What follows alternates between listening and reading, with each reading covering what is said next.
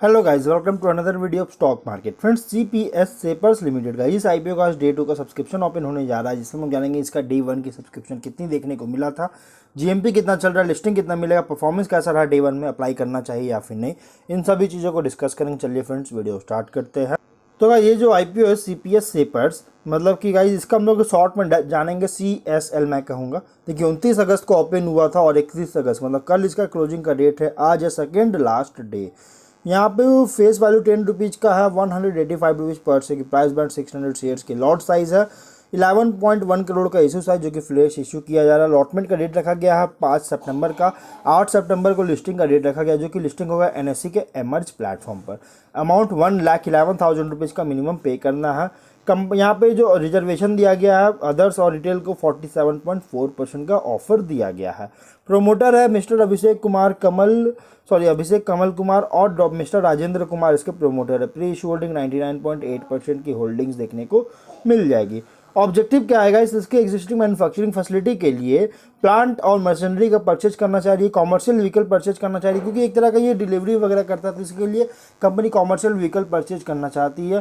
Capex requirement है solar power systems के purchase के लिए फंडिंग करना चाहिए और अपने एग्जिस्टिंग आईटी सॉफ्टवेयर जो है मतलब कि इसको अपग्रेड करना चाहिए, जो कि एग्जिस्टिंग मैन्युफैक्चरिंग फैसिलिटी और रजिस्टर्ड ऑफिस इन दोनों में इसका एग्जिस्टिंग आईटी सॉफ्टवेयर इसको अपग्रेड करना चाहिए। और इस पर कुछ लोन्स है जो कि बैंक और फिनेंशियल इंस्टीट्यूशंस के द्वारा लोन लिया गया, उसका रीपेमेंट प्रीपेमेंट करना चाह रही है और फंडिंग करना चाहिए। वर्किंग कैपिटल रिक्वायरमेंट को जनरल कॉर्पोरेट पर्पस को आईपीओ लाया गया है। अगर हम इसकी सब्सक्रिप्शन को देखेंगे तो एक बहुत ही स्ट्रॉन्ग सब्सक्राइब किया गया। अदर्स में 4.95 टाइम्स का है, रिटेल 28.31 टाइम्स का सब्सक्राइब है, जो कि वो और टोटल जो है 16.64 टाइम का सब्सक्रिप्शन है, जो कि बहुत 16 टाइम से भी ज़्यादा इसका सब्सक्रिप्शन देखने को मिला। बहुत ही स्ट्रॉन्ग डिमांड डे 1 में देखने को मिला और जिस तरह की डिमांड देखने को मिला इसका एक अंदाज़ा लगा सकते हैं किस तरह की सब्सक्रिप्शन हो सकती है 3 दिन में, क्योंकि 3 दिन का आईपीओ तो अभी डे 2 डे 3 अभी ओपन होना बाकी है और इन 2 दिन में किस तरह का सब्सक्रिप्शन और ज़्यादा इंक्रीज कर सकता है। अगर हम इसके जीएमपी की बात करें तो 70 रुपीज़ का जीएमपी चल रहा है, जिसके अकॉर्डिंग 37.8% की लिस्टिंग मिलने के चांसेस है। तो अब इसमें क्या करना चाहिए, देखिए कंपनी का जो बिजनेस है 2012 में इनकॉर्पोरेट किया गया था, जो कि सेफ वेयर मतलब कि मेन और वुमेन के लिए सेफ वेयर का मैन्युफैक्चरिंग करती है।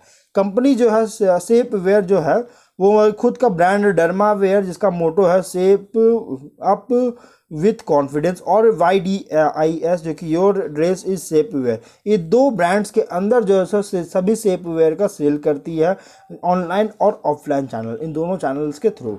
सेप सीपीएस जो है मतलब सीएसएल जो है इसका प्रोडक्ट पोर्टफोलियो में इंक्लूड सारी shape wear, mini shaper, sports bra, all mini corsets, tummy reducer और all generic slimmer, active pants, denim, mask और अदर सेप वेयर। और इसका जो है पैन इंडिया प्रेजेंस जो कि अराउंड इसकी डिस्ट्रीब्यूटर नेटवर्क है 28 स्टेट्स और 8 यूनियन टेरिटरीज में डोमेस्टिक मार्केट के लिए।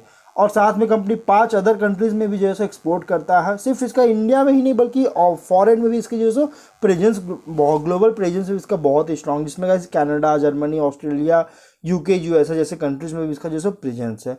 कंपनी का मैन्युफैक्चरिंग यूनिट है मीरत उत्तर प्रदेश में, लेकिन इसका वेयर हाउसिंग फैसिलिटी है पालघर महाराष्ट्र और तिरुपुर तमिलनाडु में। इसका जो है वेयर हाउस फैसिलिटी मतलब इसका 2 वेयर हाउसिंग फैसिलिटी है और 1 मैन्युफैक्चरिंग फैसिलिटी है। यहाँ पे कंपनी का जो फिनेंशियल अगर देखिएगा तो 21 में 14.4 करोड़ का रेवेन्यू था, 38 लाख का प्रॉफिट था। 22 में 26.6 करोड़ का रेवेन्यू था, 1.5 करोड़ का प्रॉफिट था। 23 में 36.9 करोड़ का रेवेन्यू था, प्रॉफिट था 2.4 करोड़ का। तो गाइस कंपनी का फिनेंशियल अगर देखिएगा तो एक बहुत ही स्ट्रॉन्ग ग्रोथ देखने को मिला है, बहुत स्ट्रॉन्ग ग्रोथ के साथ कंपनी जैसे ग्रोथ देखने को मिल रही है। वहीं अगर हम इसके कुछ पॉइंट्स यहाँ पे मतलब कह सकते हैं कंपनी बहुत ही अच्छी तरह से परफॉर्म किया रिपोर्टेड पीरियड्स में। बस ये प्रॉब्लम ये कि हाईली कॉम्पिटिटिव और फ्रैगमेंट सेगमेंट में कंपनी का बिजनेस कर रही है और एक बहुत ही छोटी आईपीओ मतलब टीनी आईपीओ जो कि मेन बोर्ड में माइग्रेट लेने में बहुत लंबा टाइम ले सकती है प्राइस बैंड के अकॉर्डिंग। अगर हम कुछ पॉइंट्स को डिस्कस करें तो स्ट्रेंथ में अगर देखिए तो पैन इंडिया प्रेजेंस है, ग्लोबल प्रेजेंस भी है 5 कंट्रीज में, ऑनलाइन ई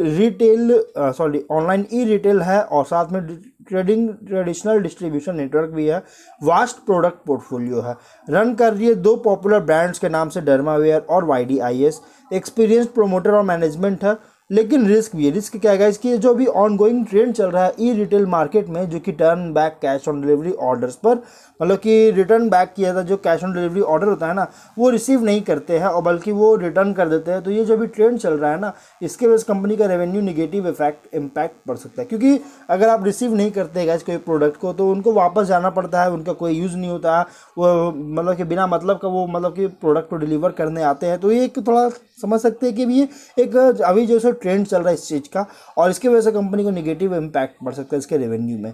और कंज्यूमर प्रेफरेंसेस और डिमांड्स में भी जो चेंजेस होते हैं ना, इसके वजह से भी इसके बिजनेस को इम्पैक्ट कर सकता है। मेजर पोर्शन का जो रेवेन्यू होता है, जो कि अराउंड 42.37% का, ये साड़ी सेप वेयर के सेल्स पर बहुत ज़्यादा कॉन्सेंट्रेट किया जा रहा है। और ये पेमेंट रिलेटेड रिस्क वगैरह भी है, जिसमें गाइज पेमेंट प्रोसेसिंग रिस्क है, risk associated with cash on delivery. तो ये सभी जो है एक थोड़ा सा रिस्क वगैरह इसमें देखने को मिल रही है। हाई वर्किंग कैपिटल रिक्वायरमेंट है और नेगेटिव कैश फ्लो देखने को मिला, जो कि रिपीट कर सकते हैं, जो कि यहाँ पे नेगेटिव कैश फ्लो है गाइज 22-23 में देखिए तो cash and cash equivalent negative में है, जो कि ये रिपीट कर सकती है। तो ये ओवरऑल अगर देखा जाए तो इसमें प्राइस बैंड एक रीजनेबल प्राइस पे तो इसका आईपीओ आई है, प्लस छोटी आईपीओ तो इसको मेन बोर्ड एग्रीड लंबा टाइम ले सकते हैं। इसलिए गाइस अगर आप इसमें मीडियम टू लॉन्ग टर्म के लिए इन्वेस्टमेंट करना चाहते हो, क्योंकि परफॉर्मेंस कंपनी का स्ट्रॉन्ग देखने को मिला, तो अगर आप इसको मीडियम टू लॉन्ग टर्म के लिए इन्वेस्टमेंट करना चाहते हो तो आप इसमें अप्लाई कर सकते हैं। अगर आप लिस्टिंग चाहते हैं तो भी आप इसमें अप्लाई कर सकते हैं, क्योंकि एक बहुत स्ट्रॉन्ग लिस्टिंग मिलने की उम्मीद है, लेकिन अलॉटमेंट होने के चांसेस भी उतना ही रेयर हो जाएंगे। तो अब हम लोग जो है वीडियो कहीं पर एंड करते हैं। अगर कोई डाउट है कमेंट बॉक्स में पूछे। मिलते हैं नेक्स्ट वीडियो में। Till then bye bye.